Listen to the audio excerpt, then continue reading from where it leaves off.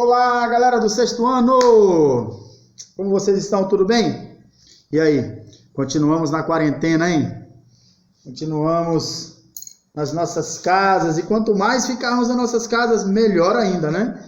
Mas logo, logo tudo isso vai passar. Eu estou aí com uma vontade incrível de podermos nos encontrar lá na escola e fazermos as coisas que nós estávamos tão acostumados a fazer, né? Às vezes sentar um pouco para conversar, às vezes brincar, correr, às vezes fazer algumas atividades físicas, algumas brincadeiras e também estudar.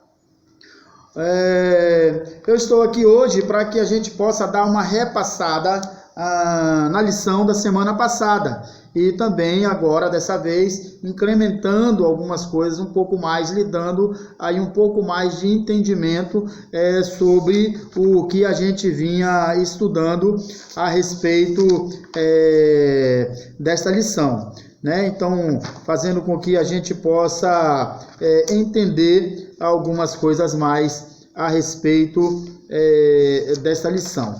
Aqui nós vamos estar vendo um pouco de verbo to be em suas duas formas, que é a forma short form, que é a forma curta, e a long form, que é a forma longa. Então, eu tenho aqui uns papeizinhos aqui e vou escrevendo algumas coisas para que você esteja acompanhando comigo aí quando a gente estiver parando para falar sobre essas duas formas do verbo to be. Mas antes, vamos para o texto? Você conseguiu entender esse texto de legal? Você conseguiu traduzir de legal? Londrina, Paraná. A gente vai falar sobre Londrina, estratégias de leitura, objeto do conhecimento, compreensão geral e específica, leitura rápida, habilidade de localizar informações específicas em texto. Então vamos lá. Londrina has two nicknames. It is Little London and the Coffee Capital. Londrina tem dois nomes, ou dois apelidos, nicknames, é mais ou menos esse significado para nós em português, que seria Little London, ou a Pequena Londres, ou a capital do café, Coffee Capital. It is located at the South Region in the north of the state of Paraná. Ela fica localizada na região sul, né, e no norte do Paraná, na região sul do Brasil e no norte do Paraná. Londrina was localized by the British. Londrina foi colonizada por britânicos, né, ingleses. The word Londrina means Londoner. Ou seja, quem nasceu em Londres, né? Tipo, quem nasceu em Porto Seguro, Porto Segurense. Quem nasceu em Londres é Londoner. Or perhaps the Little London. Ou talvez a Pequena Londres. The city's population consists of descendants of... Aqui está falando que a sua população consiste em descendentes de British, britânicos, portugueses, japoneses, Italians, Germans, alemães, Polish, polonês, Spanish, espanhol, Lebanese, libaneses, Ucranians, ucranianos, Bulgarians, da Bulgária, Native Brazilians, nativos do Brasil, and Brazilians from the other cities and states, e brasileiros vindos de outros estados e de outras cidades. É isso que está se falando aqui. Esse texto é para que a gente possa localizar algumas palavras, algumas expressões que a gente vai usar de agora para frente. Aqui do outro lado, na página 197, você vai ver que está falando Gilberto Godoy, ou Giba, was born in London. Volleyball player. Volleyball player quer dizer jogador de voleibol. Michelle Alves was born in Londrina. Michelle Alves nasceu em Londrina. International model, modelo internacional. Mário Sérgio Cortella was born in Londrina, philosopher. Ele é filósofo. Maria Fernanda Cândido was born in Londrina, actress. Ela é atriz. Aí veio a atividade onde você foi fazer as respostas baseadas aqui no texto, né? Onde você vai conseguir extrair do texto algumas respostas. Where is Londrina? Eu quero que você preste atenção nessa palavra. Aqui. Where.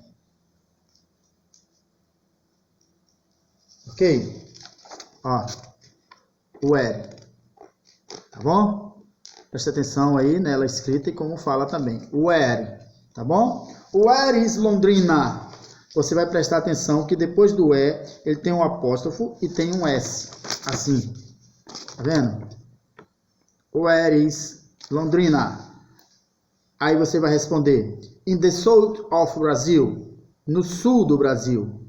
In the south of Brazil. Se você respondeu assim, tá correto aí. Aí depois ele vai perguntar. What's Londrina's nickname? What's Londrina's nickname? Ó, outra palavra para você prestar atenção aí. Ó, também tem o apóstrofozinho e também tem o S, tá? Essa outra aqui, ó. What's. Ok?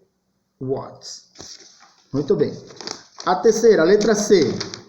What nationalities are there in Londrina? Aí esse aqui é para você responder quais são as nacionalidades que estão em Londrina, tá? Que existem em Londrina. Aí você vai responder todas essas nacionalidades aí de pessoas que habitam Londrina. Is someone close to you from Paraná? Aí é uma resposta sua, uma resposta pessoal, tá? Mas eu quero chamar a sua atenção aqui, olha só. Essas duas palavras aqui. Essas duas palavras, where e what, são chamadas de question words. Ó, question words, que significa palavras para questões ou palavras para perguntas. Where, onde, e what, qual, ou o que, ou como. Só que como ela vem acompanhada desse Szinho com apóstrofo, quer dizer que aqui é o is do verbo to be, tá? A pergunta seria, where is? Where is? A forma longa. E na forma curta fica where is. Where is. Ok? A mesma coisa. What is? Na forma curta fica what. Ok? What. Para poder trazer para pertinho. O que foi que eles fizeram? Eles tiraram o i e colocaram esse finalzinho aqui que é o apóstrofo. Ok? Então ele tirou e colocou e ele fez com que essas question words fiquem também de forma contractada, assim como eles contractam todo o verbo to be e que nós já falamos sobre isso na sala, né? Por exemplo, quando ele vai falar I am, assim, I am. Aí eles contractam e transformam isso nessa forma aqui. Am. Tá vendo? Tá vendo? I am em am. Pronto. Quando eles vão falar you are. You are. Aqui. You are. Aí eles vão fazer assim.